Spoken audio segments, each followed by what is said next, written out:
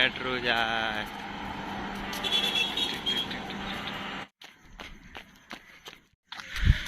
તો દોસ્તો 16 કિલોમીટર દોડી દીધું.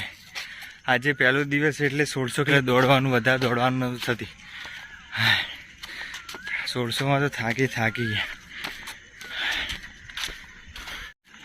ગ્રાઉન્ડમાં ગયા પણ ગ્રાઉન્ડમાં ઘાસ ઉગી ગયું હતું વરસાદના કારણે, તો ત્યાં રનિંગ થાય એવું નહોતું, તો રોડ ઉપર રનિંગ કરવી પડી. તો દોસ્તો હું થઈ ગયો છું ફ્રેશ અને 7:30 વાગ્યા છે અને રનિંગ કરવા જઈને આવ્યો. અને આજે ચણા ખાઉં છું. હવે ચણા રનિંગ કરતા હોય તો ચણા ખાવા ખૂબ જરૂરી છે. તો ચણા અને ગોળ 2 ચાલુ કરી દેજો તો રનિંગમાં થોડું ઇમ્પ્રુવમેન્ટ આવશે. એનર્જી આવે. તો ફટાફટ ચણા ખાય અને હું લાઇબ્રેરી જઉં. હવે રેગ્યુલર ચણા ખાવા પછી સવારે રનિંગ ચાલુ કરી દીધું છે. અને રનિંગ ચાલુ કરી એટલે એટલી તો ખબર પડી કે રનિંગ જે કરતા હોય કે જે કોઈ બંધ કરી દો એ વિચારતા હોય કે રનિંગ થઈ જશે પણ નથી થતું. પ્રેક્ટિસ કરી હોય તો ત્યાંથી ચાલુ કરી દો. 2 મહિના છે, પછી એમ થશે કે 1 મહિનામાં કરી લેજો તો નહીં થાય. એટલે અત્યારે કર્યું હોય તો અત્યારે ચાલુ કરી દો. જેને ના કર્યું એ બસ બીજું કંઈ કહેવું નહીં. તો દોસ્તો ફાઇનલી હું નીકળી ગયો છું લાઇબ્રેરી જવા. અને આજે અત્યારે વાગ્યા છે 8. તો જોઈએ આજે 10 થી 12 કલાક કેવી રીતે વંચાય છે, તો બ્લોગમાં બન્યા રહેજો. તો દોસ્તો ફાઇનલી હું પહોંચી ગયો છું મારી લાઇબ્રેરી. આ રહી મારી લાઇબ્રેરી. વાંચવાનું છે, બહાર ઊભું છું. તો આજે કેટલા કલાક વંચાય છે જોઈએ. 8 વાગી ગયા છે. 8 વાગે વાંચવા બેસું છું, પછી 1 વાગે જઉં છું જમવા અને 2 વાગે પાછો આવું. અને 2 થી આજે જીમમાં જવાનું નથી એટલે 2 થી 7-8 કેટલા વાગ્યા સુધી વંચાય છે જુઓ. તો બ્લોગમાં બન્યા રહેજો.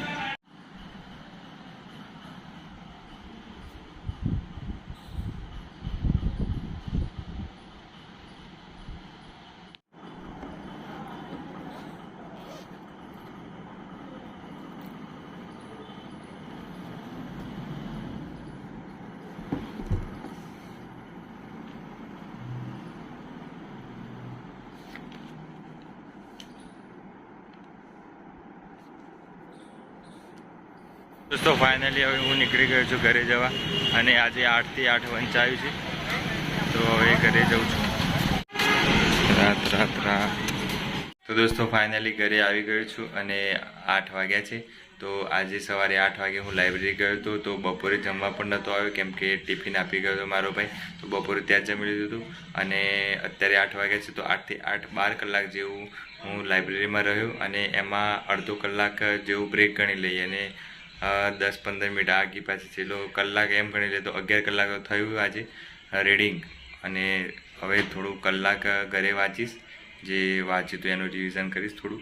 તો 12 કલાક થઈ જશે. જો વાંચવું હોય તો મારે હજી 2 કલાક વંચાય 12 વાગ્યા સુધી.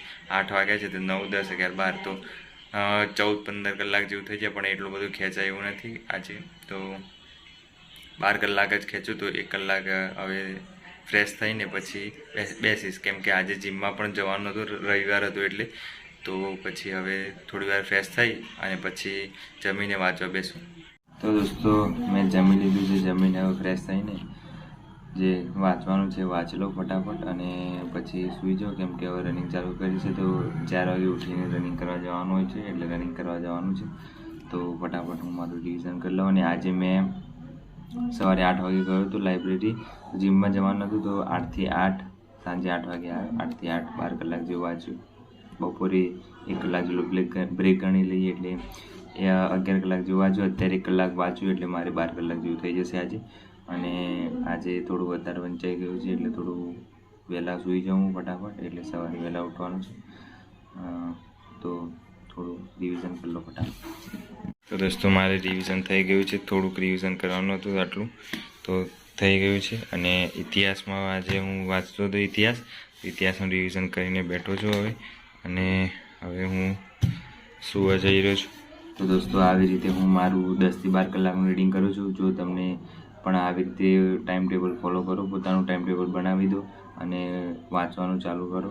તો શરૂઆતમાં 6-7 કલાક થાય તો બી વાંધો નહીં. અત્યારે તો હું ટાઈમર લગાવીને વાંચું છું આવી રીતે. ટાઈમર પડ્યું છે. તો ટાઈમર લગાવીને તમે વાંચી શકો છો તો ખબર પડે કે 1 કલાકનું વાંચવાનું અને 10 મિનિટ રેસ્ટ લેવાની. 1 કલાક વાંચવાનું, 10 મિનિટ રેસ્ટ લેવાની, એવી રીતે વાંચવાનું એટલે માઇન્ડ ફ્રેશ બી થાય. સલગ વંચાવી નહીં ક્યારે, એટલે થોડું રેસ્ટ લઈને વાંચવાનું એટલે સારું રહે. હું એવી રીતે કરું છું અત્યારે. અને આજ માટે આટલું જ હતું અને મળીએ નવા વ્લોગમાં. Bye bye, take care.